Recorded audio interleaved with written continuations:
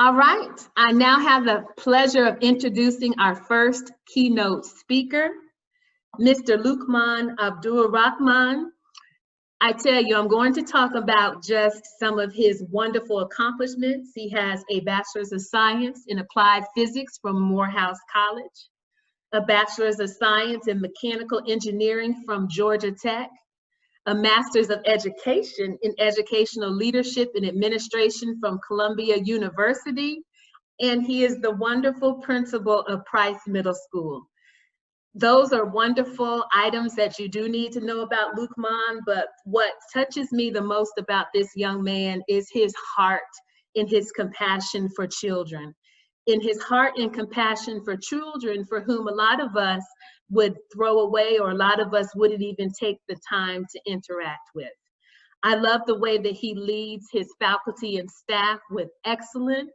He demands the best because he knows that a zip code should not determine the level of education that any child receives.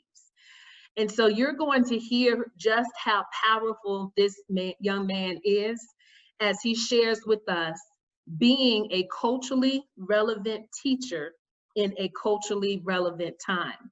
So this is the keynote. We're going to have Luqman present, but if you have any questions, you will be able to put them in the chat or the question and answer period, and we can address those and share those at the end of his wonderful address. So without further ado, Luqman, I'm going to go ahead and stop sharing my screen so that you can take over. Thank you so much, Dr. Rita. Can you hear me okay? Perfect. Excellent. So, good morning, everyone. I want to first thank everyone for waking up early and joining us. And I want to thank Dr. Williams for inviting me. I'm extremely excited. I chuckled a little bit every time I get introduced in any situation. It's funny looking at that picture or where I'm just smiling and looking like I'm living my best professional life. And then I come on this blue screen and I look like The Weeknd, you know, because that's the Corona world we live in now. Haven't been to the barbershop in about 6 months and the wife has been touching me up. So you have to excuse that. But that's our first lesson in culturally relevant instruction, is that you have to bring your best self to work. You can't worry about what other people think or what other people think is appropriate. Bringing your best self is very important. So good morning, welcome. I'm excited to be with you. And you have to excuse me for being distracted. My daughter was singing this morning and she keeps singing this song from the movie Hamilton, or the play Hamilton, called The Schuyler Sisters. And in this song, I don't know how many Hamilton fans we have out there. In this song, there's a line that says, look around, and how lucky we are to be alive right now because history is happening. And I just thought about that when my daughter was singing it this morning and how true it is that if we look around history, we are literally in the midst of history happening. And it is our decision to be a part of that. And I don't want it to be lost on you that your work is critical in a critical time. One of the times, of course, of my lifetime and our challenge over the last 50 years, it's a very unique time because history is happening. So I want you to keep that in perspective when we have this conversation about culturally relevance. Remember that there's a direct line between those of the past, of 50 years ago, 60 years ago, 100 years ago, who were fighting for a fight of social justice, and where we are today. And there's a line that goes through you as an educator into the future, into the children you serve, and what kind of future you would create for them or have them create for themselves. So that is the foundation of culturally relevant instruction that I want to utilize in our conversation. That direct line between the Mary McLeod Bethunes, the Fannie Lou Hamers, and those who came before us, the Ida B. Wells, who we are as educators and colleagues, because we are all educators now, and who we want our students to be and what world we want them to create for themselves. So we have to help our students find their place in history. So I'm here to talk to you for a couple of minutes about an era of culturally relevant instruction. And I want you to know that the good news is that it's not that complicated. It's not as deep as you would think. In fact, for so long, we've been tricked into not connecting and celebrating with our identities, when culturally relevant instruction is all about connecting with your identity. We've been trained for so long to belittle who we are and belittle who our people are and who our people have been and what they have meant to this world, in that the most natural thing in the world, which is culturally relevant instruction, seems revolutionary. It seems other than, it seems radical. And that is just an amazing thing to me because your mama has been teaching you using culturally relevant instruction since you were born. Your mom and your dad and your uncles and your aunties. And let me break that down. All that means is that your mama tells you where you come from. She tells you who you are. She tells you where you come from. She tells you why you should be proud of the fact that you come from that line of people. And she tells you what you need to do to survive in her house or in this world. That is essentially what culturally relevant instruction is. You've been having access to it since you were born. Because my mother told me, I don't know about you and where you come from, but my mother told me that she brought me in this world and she can take me out. And she was very specific about the things that I needed to do if I wanted to stay in. So if you can understand that and bring that lesson from your mother into your classroom, you can do culturally relevant instruction. Because believe it or not, what we should do to our students is help them understand the rules of the world and how it's structured, and help them understand that the world that they enter will take them out if they don't follow those rules, master those rules, and find a way to beat that game or beat that system. So I'm oversimplifying in a sense, but in a sense I'm not. So we'll talk a little bit more about how do we break down culturally relevant instruction as a new teacher or veteran teacher. So thinking back again to where we are right now, there are certain things that in your mom's house or in a good classroom you care about. And now nowadays in history, other people are affirming that these things are important. For instance, social and emotional learning. Your mother cared about that from the beginning. Your mother knows that she can't teach you if you don't know that she loves you. Now, social emotional learning is a big thing. When any good teacher worked at SALT, all their lives have been using social emotional learning as in the forefront of building relationships with students before you even try to impart knowledge on them. Secondly, creativity and innovation.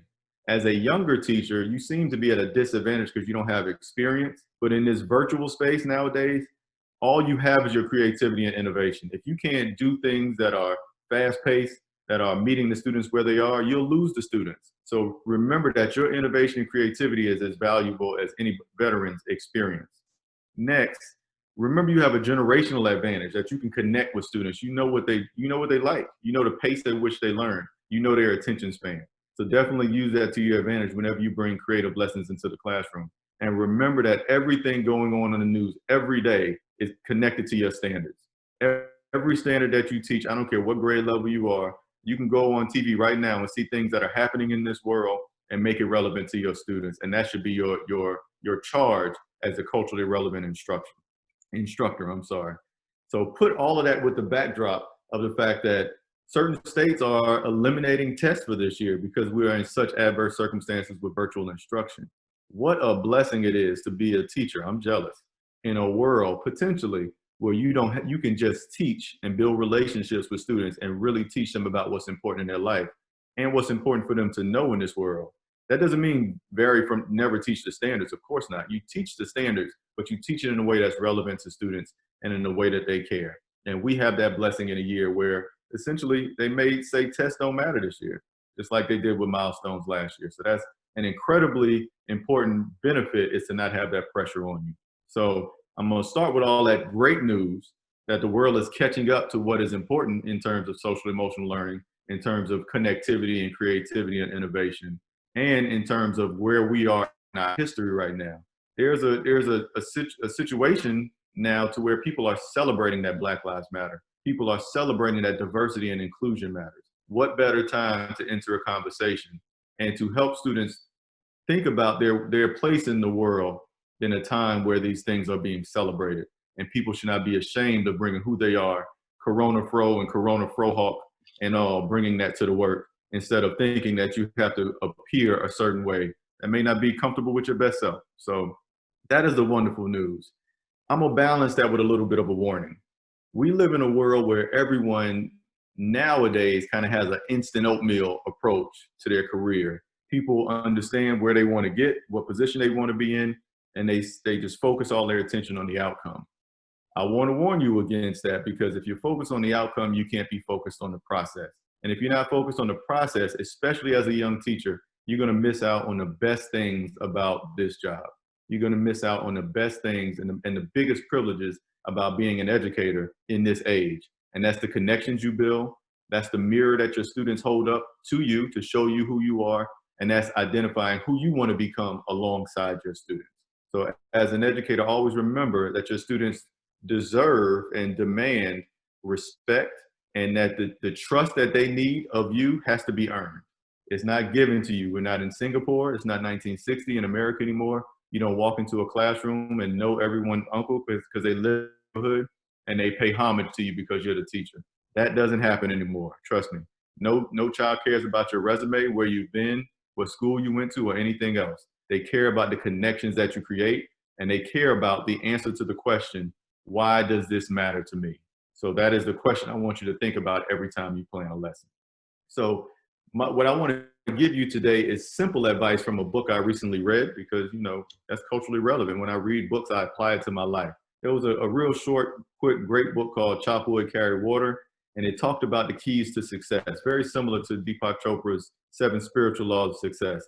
I'm gonna give you 4 steps to success. Number 1, dream big, and that's for you and your students. Very simple, you've heard that before. Number 2, start small. If you're an early teacher, you've already done that because you're at the bottom of the totem pole in terms of experience. Number 3, be ridiculously faithful to the details. And number 4, focus on what you can control. So that's 4 steps to success as a teacher and in life. But I'm gonna break down what that means practically in the world that you're in as a young teacher. So what does it look like? Number 1, dream big. What does it mean to dream big in a culturally relevant context? That means have ridiculously high expectations of what your students can accomplish and behave in a way that demands those expectations be met. How do you do that? What's the simplest way? You set a standard and you show incredible disappointment when a student doesn't reach that standard. I'm gonna give this free of charge. It is the face of disappointment. This is what I use. Even more so, you talk about the teacher voice, but there's a face that at South Atlanta High School and Kipways Academy Middle School that I would give my students if they disappointed my high expectations. I look at them like, what are you doing? You know my expectation. That face of disappointment will remind students they are excellent, they are scholars, I have high expectations, I dream big for them, and I expect them to do wonderful things. Dr. Naeem Akbar said in his book called Know Thyself that education, the first purpose of education is to create an identity for students, and the second purpose is to connect them to a legacy of excellence. You do that by having incredibly high standards for students and demanding that they uphold those standards. That's an identity of excellence as a scholar, and that's connecting them to a legacy of excellence, because it is easier for our people to be excellent than it is mediocre, because all of our people before us have been excellent. So that is very important to note. Number 2, start small. What does that mean practically? That means believe in your ability to get them there, even though you're a young teacher. It doesn't matter how many years you've been in the game. Starting small, being humble, you are the one that can get the students to that expectation. If you don't truly believe that, you shouldn't take this job, because this job is too hard and this job is too important to our society to not dream big and to not start small and stay humble. Number 3, what does it mean to be ridiculously faithful to the details? That means plan every lesson to the T. Your best lessons will be your most planned lessons. As talented as you are, as funny as you think you are with your friends, that won't cut it every day with students. They will get bored very fast. So be very detailed in your planning. Make sure you answer the question before you write anything else down in your lesson plan. The first question you ask yourself is, why should this matter for my babies? Why does this make them successful? How does this treat them the rules to the game in life so they can so the world won't take them out, as it has so many of our brilliant scholars before? And always seek proof that your students know what you ask them to know. But that's a data-driven conversation we can talk about later. So we've dreamed big with our high expectations. We've started small, being humble. We focused on the details, and we were faithful to the details in our planning. And the 4th thing is focus on what you can control. Big to me.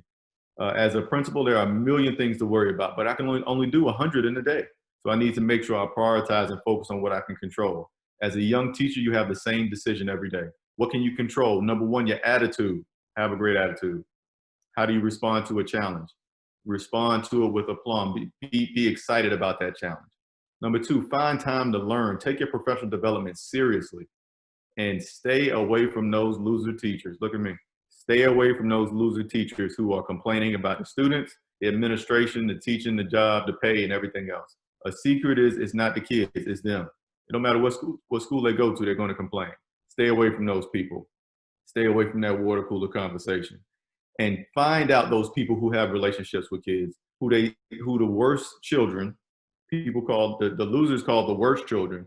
They always love to go to that teacher that sees the best in them. Go learn from that teacher. That is what you can control. Who do you stay away from and who do you go towards? If you do these 4 things and you are mentally tough, which means have a great attitude every day, give your best every day, and treat people well, then you will have those 4 keys to success and you will be a wonderful early career teacher. But if you remember nothing else from this conversation, please remember that culturally relevant instruction is extremely natural. It's being your best self, Corona Fro and O, and it's connecting with other people, which is our students, in a genuine way to give them access to their best self. It is remembering that your mom told you, I love you, you come from great stock, you come from phenomenal people, and I brought you in this world and I can take you out. It is transferring that conversation to the classroom and being that parent figure, that father figure, that brother figure, that aunt and uncle figure that students really love and care about, and that puts them up on game so they can be successful. So remember what Dr. Akbar says about education and its purpose in creating an identity and a legacy of excellence for students, and provide that opportunity in your class, and you will have a phenomenal first year and you will be a phenomenal young educator. But just be yourself, do you, love on these children in incredible ways, and you cannot fail. Just don't take yourself too serious. When they tell you about yourself, accept it and move on, and remember that culturally relevant instruction is the way to go in today's world. Again, my name is Luqman Abdurrahman. I've been blessed to talk to you today, and I hope if you have any questions, you don't hesitate. And Dr. Rita knows my information. I'll be happy to connect with you in any way and support you in any way I can. Thank you. Whoa, how powerful for all of us to receive 4 nuggets that will ensure our success. So whether we are a first-year teacher or not, we know that we want to dream big, start small, be ridiculously faithful to the details. Luqman, you know, you just affirmed me because I'm a detail-oriented type of girl. And so it is important for us to look at those details and remain faithful to them. And also, we're going to focus on those things we can control. I love that point. You said there are a million things that need to be done, but we can only do 100. And so we are going to work smarter, and not harder. We're going to make sure that we fine tune our practices in order to ensure not only our success, but ultimately the success of our students. Thank you so much, Luqman, for stopping by and for sharing those wonderful nuggets with us. And I like that you said that Mama said she brought us in this world, she can take us out. So if we know that, we know about culturally relevant pedagogy. We can know how to put the students, their backgrounds and their experiences in the center of the curriculum, in the center of our school planning, and have everything just morph from there. Thank you so much, Luqman. We cannot express our gratitude enough for you stopping by and sharing those wonderful nuggets. Appreciate you. Thank you for having me, Doc. Thank you for having me. All right. Thank you.